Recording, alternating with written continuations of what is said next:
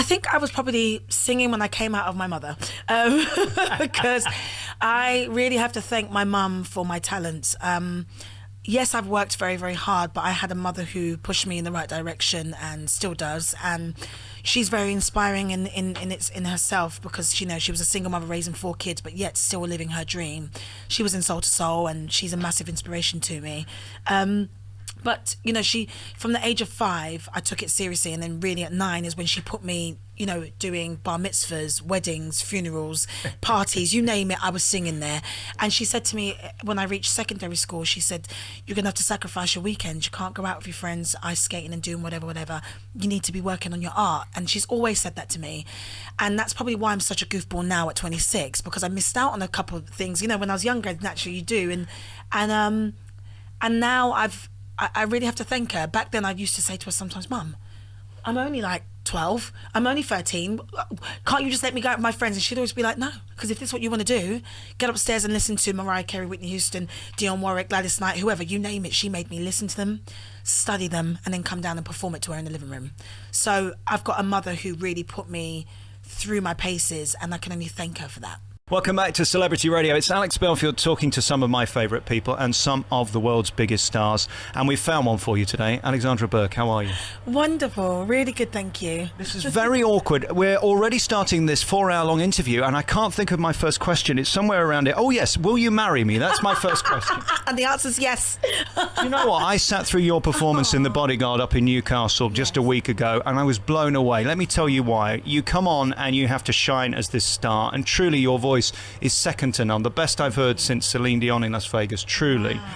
And then the physicality of it, the dancing was up there with Britney in Vegas, and you put them together and you can do both. You've got such a core skill. Congratulations. Thank you very much. It means a lot to me. I've been training very, very hard from the age of 9 on singing, dancing and acting, and it's something that means a lot to me. So for you to say that, it truly is special, so thank you. But then I think of your tenacity to do this in a show, 5, 6, whatever time a week that you've got to do it. I mean, it's relentless. The Bodyguard, the musical, is literally the film condensed into 2 halves, where you have to act up a storm, because this is a really touching play. You have to sing like a bird and dance at the same time. How drained are you after it? Completely drained. I do 6 shows a week, and even on my day off I'm working, and most of the time, because at the moment I'm working on different projects for myself personally, I literally will come off stage and I go back home to wherever I'm living, straight on my computer. Either I'm approving mixes, or I'm doing emails, or I'm doing whatever, because it just doesn't stop for me. And I wouldn't have it any other way, but it is really draining. And I need at least 8 to 10 hours sleep, or there's no way I can sing. We should say the growling is not your manager in the background annoyed with my questions. With the dog. It's the dog playing with the football. Yes, it's my dog, Alfie. He's having a moment with himself and a very big football that's bigger than him, but he can actually pick it up by himself. My dog, Alfie, is crazy. He is now officially the tour dog. I have 3 dogs, but the other 2 aren't trained as well as him, so I only take him. He's very well trained. He won't do any of his naughtiness anywhere else. He just wants to play a football, really. And that's how he makes himself happy. Good for him. Good for him. That leads me then to the beginning of this interview, is with you as a child. I mean, you can't be trained how to do what you do. You must have been born singing. I think I was probably singing when I came out of my mother, because I really have to thank my mum for my talents. Yes, I've worked very, very hard, but I had a mother who pushed me in the right direction and still does. And she's very inspiring in herself, because she was a single mother raising 4 kids, but yet still living her dream. She was in Soul to Soul, and she's a massive inspiration to me. But, she, from the age of 5, I took it seriously. And then really at 9 is when she put me, doing bar mitzvahs, weddings, funerals, parties, you name it, I was singing there. And she said to me, when I reached secondary school, she said, you're going to have to sacrifice your weekends. You can't go out with your friends, ice skating and doing whatever. You need to be working on your art. And she's always said that to me. And that's probably why I'm such a goofball now at 26, because I missed out on a couple of things. When I was younger, naturally you do. And now I really have to thank her. Back then, I used to say to her sometimes, Mum, I'm only like 12. I'm only 13. Can't you just let me go out with my friends? And she'd always be like, no, because if this is what you want to do, get upstairs and listen to Mariah Carey, Whitney Houston, Dionne Warwick, Gladys Knight, whoever, you name it. She made me listen to them, study them, and then come down and perform it to her in the living room. So I've got a mother who really put me through my paces, and I can only thank her for that. I always think the more talented you are, the more disciplined you have to be as good as you are. You do have to compromise, though, and lose a lot of stuff. Yeah. I guess at this point it's all worth it. Were there moments, though, where you just felt like running away and it was all too much? Because it's a pressure. Absolutely. And I think for me those moments were not having a life with friends, and I can openly honestly say I don't have a lot of friends, because I've chosen my work over everything and over partying, over whatever. And as I go along I make friends, which is great, but you know, I literally just take it a day by day, one day at a time, and I'm a very spiritual person, so for me whatever God brings my way and whatever is brought to my life, I take it with both hands and I run with it. I've been given endless opportunities, and for 26 I've accomplished a lot. There's a lot more I would like to accomplish, and I'm going to get there all in good time, hopefully, but one day at a time. And there's some, you know, there's things that I've not been able to do yet that I hope that I can do in the next couple of years, but I don't feel the pressure to do it like tomorrow, because for me timing is everything. And you're still incredibly young. I wonder how you feel watching you doing what you do on stage opposed to me watching you do it. Do you realise how technically brilliant you are at it, or do you still think you're an apprentice learning? How is your mind working when you're on that stage? I see it as I'm learning every day. For me, I look at every performance as it's a rehearsal. The dog didn't like that question. The dog didn't like that question, no. I look at every performance like it's a rehearsal. There's only 3 songs in the show where I will acknowledge the audience, and it's the part where I can get them to get involved. But other than that, I can't even look at them, because I still feel like I've got a lot more learning to do within myself. And, you know, my manager and I was only talking about this today. And I'm not afraid to say that, because you can't be great at everything, but I know that I can try my best to be great at everything. Right, but what about leading to a tortured existence when we sit here doing this interview again and you're 45 and I say to you, have you qualified yet? And you still say, no, I'm learning. I mean, there comes a point when you've got to go, actually, I'm bloody good at this. Well, you know, I'm not knocking the fact that, you know, I've read some reviews I haven't read. I don't read them all, but the ones that I have read and those have been quite positive. I'm grateful. But I've got this attitude to life where, like, for example, my EP's out this week. I literally celebrated for maybe an hour and I was like, okay, cool, on to the next thing. Sat down with my manager and was like, right, I need to get back in the studio. And that's just the way my brain works. I don't dwell on moments, which is, you know, sometimes that could be a bad thing, because you're kind of, you need to live in the moment and acknowledge what's going on there and then. But the way that I've always operated is moving on to the next thing so I can just better myself. But I will say, comparing my take to Rachel Marin from last year at the Adelphi to now, I think I've grown in the character, because when I got the opportunity to start again with a new cast in January this year, and with the director, and then the whole team, I literally forgot about what I'd done in the Adelphi and wanted to make it fresh again and new, and remember why I love my team as Rachel Marin, or why I love what I do as a job as Rachel Marin. So I've taken it on to a different level, and I'm proud of it, is what I'm trying to say. So this is the time where, and I don't usually do this, I can tap myself on the back and say well done, but the job's not done yet. I've still got a year to go. I think the great Oprah Winfrey once said that you don't evolve as a human being until you're present. Are you giving yourself any pleasure through this role or this job or the success of the EP? Yeah, I am. And you know, it's very rare that I say this, but even in the car driving down to meet you today, I turned to Gary and I went, I'm really proud of this EP. And he turned to me back and he said, you should be. And it's very rare that Gary, it's very rare that I'll turn around and go, I'm so proud of this. I'm not that type of person to believe my own hype, so to speak. And the reaction I've had so far with the EP has been outstanding. It's only a couple of days in, so I don't want to get too excited, or, you know, but I am really pleased. And I'm pleased because it's a body of work that I've put together in terms of the EP that I've done without a label, I self-funded everything, and I've got a very close-knit, very small team that I keep very close to me that help me stay grounded and keep me on the right path. In terms of the bodyguard, I'm proud of this moment here, because when they offered it to me 2.5 years ago, I said there's no way on God's green earth that I would be able to do this role at all. And my old managers at the time looked at me like I was crazy, and I went, but that's just the truth. If I don't believe in myself, then the audience won't believe me. outside of this, which is a job, let's face it, you have to come to a different town every night. Yes. How showbiz is your life now, or is it one of utter discipline? It's so disciplined, so disciplined. It's, you know, promoting something and doing this show is actually quite difficult, and I'm feeling it in my body this week in particular. And for the past 4 months I've felt it because I've been working on this EP whilst doing the show. But it's strict, you know. I can't drink unless it's a night off. On a Saturday night I can have a glass of wine. I can't eat dairy. My whole diet's changed. And don't get me wrong, there's sometimes I cheat and have a little bit of chocolate just to perk me up. But yeah, it's changed. It's really changed. And you know, the amount of hours I've got to sleep as well in order to execute this role is ridiculous, because I've never slept so much in my life. But at least I'm getting a good night's sleep. But I still wake up feeling tired. And then becoming neurotic about it. When I look at you on that stage, there is an entire audience who have booked a ticket to see you. Let's face it. I know the show is The Bodyguard, but Alexandra Burke is the star and we're paying to see you. If you let us down, we're all going to be incredibly pissed off. What pressure on you is there to turn up and be able to sing like that Alexandra Burke that we're all expecting? There is pressure.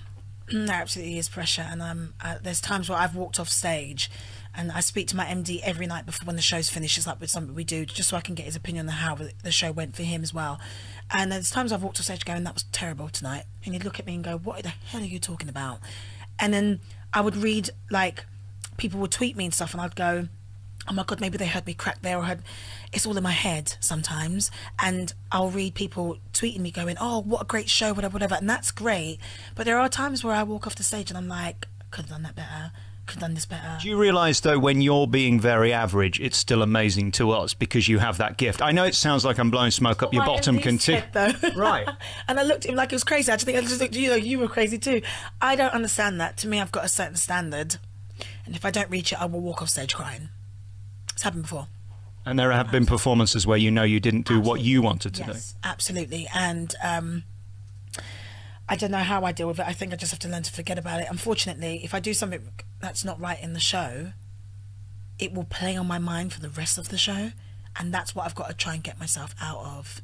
I have to remember that people are not remembering that moment. They've moved on already, and I'm already still thinking about an hour ago. So that's where, you know, sometimes I have a fight in my own mind. But yeah, I mean, I just give what I can give every single night without fail and hope for the best. And then we look at Whitney's story, which ended in tragedy, and I look at your career, which couldn't be more positive, couldn't be more successful, as was hers.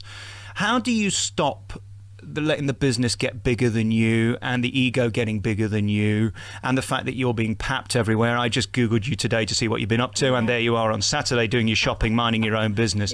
When does that become normal? It's never really normal for me. I still find it. I still have to pinch myself with the life that I live, but I see that it's just. I just see it as it is what it is, and what is normal for me is family and friends, and then going on stage. That's normal. It's normal for me to be in the studio and make music because that's what I love. You know, even the other day when I heard my song on the radio, and you know, I haven't released music in a long time, so to hear it on the radio for me was like the first time hearing it ever. I was crying in my house, and so my sister was like, "Why are you crying? This is normal." I was like, "It's not normal," because you know, there can come a time in someone's life, or an artist's life, when radio may not support you. So it's a privilege to be played on radio. It's my opinion anyway. Being papped and things like that, you know,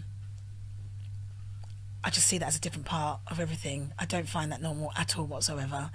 And I just kind of just get on with it. I don't let it faze me. I don't let anything faze me. I don't believe my own hype. Never believe your own hype, because as an artist, that's where you can go downhill. And I guess in the same sense, it's really my team and my family to thank for that, because they keep me grounded.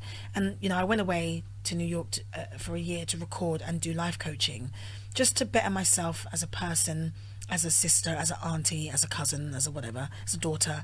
And there was a lot of issues I had to mentally get out of personally, and realize my worth, really, which I never realized before. And doing that life coaching course has helped me stay grounded, I would say. It's definitely helped me stay grounded. Have there ever been days where you wish you were at the checkout in Tesco just serving people and you could live a private life and not have the pressure of looking at people looking at you? Never. Because I visualized my life as a child. So everything that I've been given by the universe, it doesn't faze me because I visualized it. So to me, I don't get fazed by the cars I drive, my house, what I have in my house. I don't get fazed by any of it. You know, today, I looked at my wheels on my car and they are abused. And my manager went, "You've really got to get that sorted." I was like, "I don't really care." And that's just the way I am. Like, for me, it's materialistic things. It can easily be replaced. It is what it is. I have my life and that's what matters more to me. You know, and that's just the way that I operate, really. I just don't believe that anyone should see me as not human just because I'm in the Daily Mail. Right. Do you know what I mean? And equally, when you Google you and Wikipedia you, we see what you're rumoured to be worth, which is always wrong, of course. But nevertheless, you're an exceedingly rich lady who doesn't really need to be sat here wasting your time talking to me. Again, you could pinch yourself and say, no, and I'm enjoying it too, it's great. But again, there's obviously a drive in you that inspires you to still be here, because you don't really need to be, do you? It's That's the truth. What drives me is the fact that I love performing. You take music away from me and I will be a miserable human being. And I just get itchy feet. Like, literally, coming off the Adelphi, how long did I take off? A couple of days? And I was straight back in the studio. I'd done 3 months stint and then I was tired, exhausted. Like, I'm at that point now, on the last week at the Adelphi, I'm at that point this week. And my face is breaking out and I'm tired, and then this morning I couldn't move. And then what will happen is I'll go home, 24 hours, I'll be like, right, I need to work. And I'll literally find myself in the studio because I built a studio in my house. So I've already emailed my team to say, guys, I need to get back in the studio. What dates are you available in May? Like, and that's just the way that I work. Okay, a holiday. Let's talk about, I know the show's closing for 2 weeks to give you a holiday. Yes. That's why they've done it. They would keep going if they thought you were able to. Yes. So we've got a 2-week holiday and you're not taking one. Well, we decided today I might just do 5 days somewhere. How about a week or 14 days like normal people? No. That's what everyone else on the tour is doing, actually. And I'm not. I've got to work. I have to, because Gary, I'll be miserable. But that's just the way I am. I love to work. But that energy is infectious and amazing. I wonder, though, the toll it takes on your voice. I mean, surely that needs to rest every now and again. Yeah, and that's why I tried to get my 10 hours sleep, and then that's my 10 hours of not talking. So I justify it by going, but I slept for 10 hours, which means I didn't speak for 10 hours, which means I can speak all day. And that's really the wrong way to justify it. But in my brain, that's how it works. And but yeah, basically, how to preserve my voice, I have to always talk very low.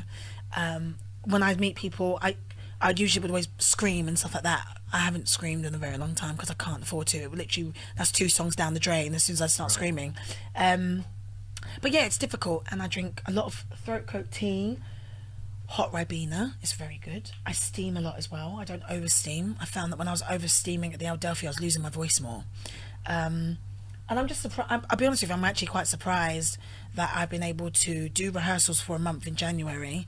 Before that was recording at Abbey Road for the show, and then do 3 months. By God's grace, I'll get through this week, and then do 3 months of shows. I have no idea how I've done it.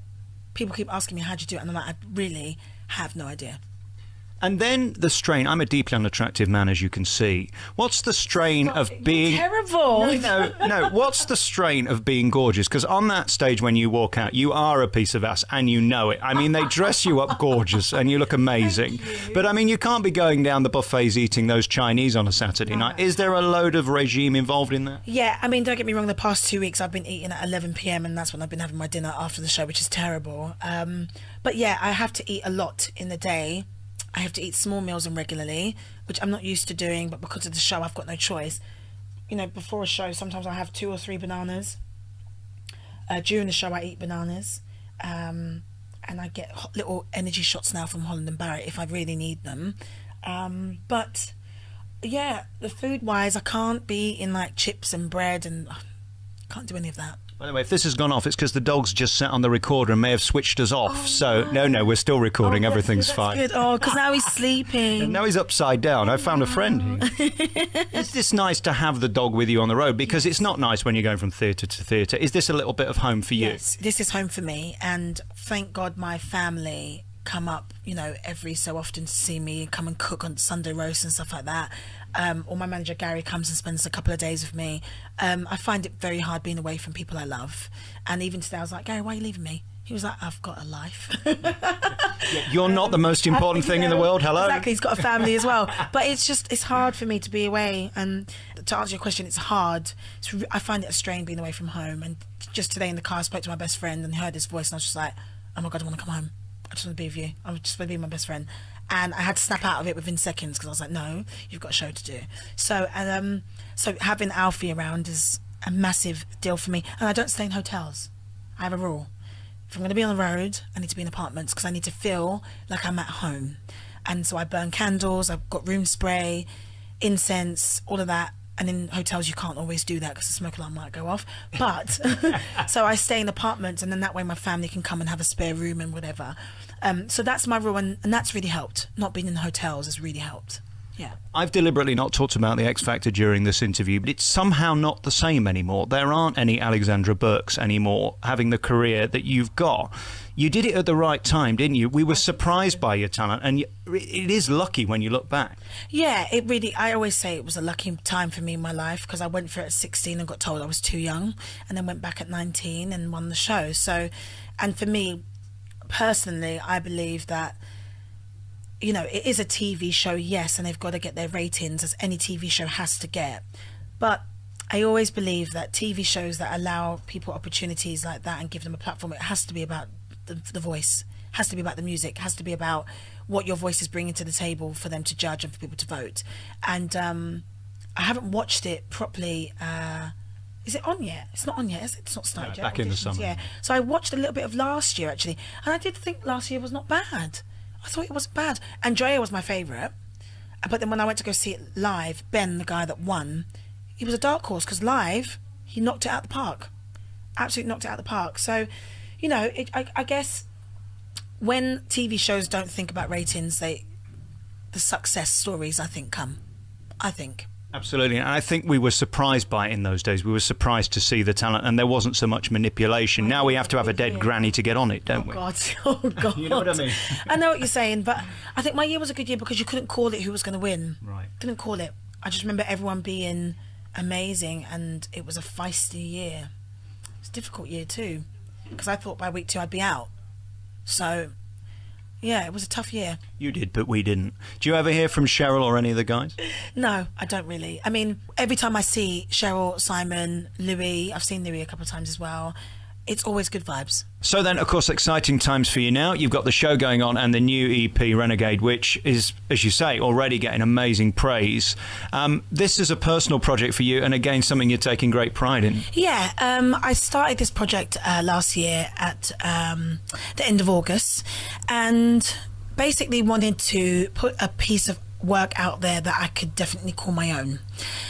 With Renegade, it therefore meant that I had to be rebellious in the sense of not doing what everyone expects me to always do in terms of what to sing or what to say or what to look like and what to write about. I just done my own thing. Called my in-house team, made all my own mood boards, and literally we got to work, and it's taken us months and months of work to get this body of work out there. And I call it a piece of art because I take a lot of, I'm just really proud of it. I'm really proud of this moment. The fact that it's finally out there, there's a video that goes with it, and there's more things that I'm going to be putting out as well as the weeks go by. But it's special to me because it's honest. The most honest I've ever been. Do you think up to now we haven't really got to know the real Miss Burke? I think so.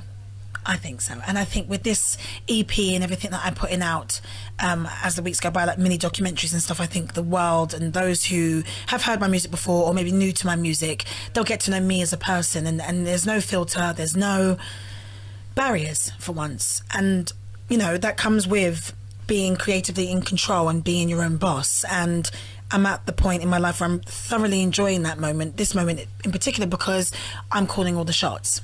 And with that, it means you've got to be a renegade. And that's exactly what I am. So, yeah. Have you ever been happier? I mean, we've got the show that's selling out. We've got the EP that's doing incredibly well. You look as hot as you've ever looked. Thank you. You're 25. You've got it all in front of you. 26 now. 26, I beg your pardon. It's going pretty well, isn't it? Yeah, I'm in a really good place. I'm stronger than ever. And it's... right now in my life, it's my music, my rules. And everything that I'm doing is decisions based upon my heart, and not led by other people saying this is what you should or shouldn't be doing. So I'm in a very good place. Very, very good place. And what about a slightly chubby ginger boyfriend? Now, I know we started this at the beginning, but to end, let's bring it full circle. Is there any remote possibility an ugly chap like me could get a date with somebody as beautiful as you? Why do you keep calling yourself ugly? Look in the mirror. I mean, come on. This is silly. And yes, what am I, Gary, right now? In the dating process of life? Oh, I am as well, but it's impossible. Look, he's got his voice on there now. There you go. Not free, Nancy. Come in. But I'm at a point in my life where dating is something that I am now considering. You're not doing that Tinder thing, are you? It's impossible. God, no, Jesus, no. No. Did you know gingers are banned from there? Isn't it offensive? Are you being serious? No, I'm not.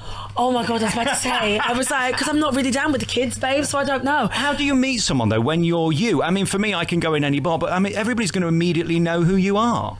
Yeah, that's where it becomes difficult. I mean, for me, relationships is something that I can't particularly look at because I find it hard to know who's interested in me, for me, versus what they see on TV. So, it is difficult. Love is something I think... Not that I've struggled with, I don't want to say it's a struggle, but it's something that I always have to be cautious about when meeting new people or being asked out for a drink. I've been asked, I got chatted up in Marks and Spencer's last week. And my God, I did not know what to do. The man did not know who I was, by the way. And it was amazing. You went over the organic veg or something? No, I was just in the bit where you pick up meat. And I was just so to speak. And the man, yes, so to speak. I threw myself in that one. But he was chatting me up and he had no idea who I was, which was lovely, but I didn't know what to say to him. What about yes? Why didn't you? Oh, can I get your number? I was like, no. He was like, well, why? I was like, because I don't give out my number. He was like, well, an email? I was like, no. You can't have nothing. He goes, can't I take you out for a cup of tea? I was like, no. I'm really sorry, but you can't. None so of what is it? You're too busy? You didn't like him? No, I'm just not used to that. I think I panicked. I genuinely think I panicked, and I was just like, I can't. I'm talking to a stranger, and if my mum was here, I'd be like, if my mum was here, she'd put a stop to this. So I can't talk to strangers. And I felt like a kid again. I didn't feel like a woman. I felt like a 15-year-old girl that didn't know what to do when a boy talks to her. So is this the final bit in the puzzle then, the final jigsaw piece? When we get that sorted, we've got the perfect life? Or have we not got time for shenanigans? You know what, I believe my life is perfect right now, but the cherry on top would of course be to settle down at some point. And I'm 27 this year, and I even said it again today, by 30s when I want kids. So I need to get going, really, to meet someone. All right, I'll leave you my card at the end, but I think the Daily Mail will have a field day. You and I coming out of shops together. It's going to be a thing of ridicule. Oh, but you know what? Daily Mail, I love them because they take pictures and then they just write their story, and sometimes it's not even true, but it is what it is. And Daily Mail have actually been quite kind to me. So let's see what they say about us. Yeah, let's do it. Hey, listen, congratulations. The new EP, Renegade, is out now. You can get it on your website, which is... Yes, AlexandraBurkeOfficial.com, or you can download it from SoundCloud directly. And by the way, I want to say I've been talking to people around the building, and apparently you're so nice to all the fans afterwards, and that's a sign of a true star who knows how to behave. So congratulations. Thank you very, very much. Thank you. You are truly phenomenally talented. Come and see her in this Bodyguard. If you want to see a performer who can do everything, and some in this role have not achieved that, to be able to sing, dance, act, do the accent, look hot at the beginning, then look frumpy in the middle, and then stunners at the end. You do all that brilliantly. Alexandra Burke, thank you. Thank you. Thank you so much.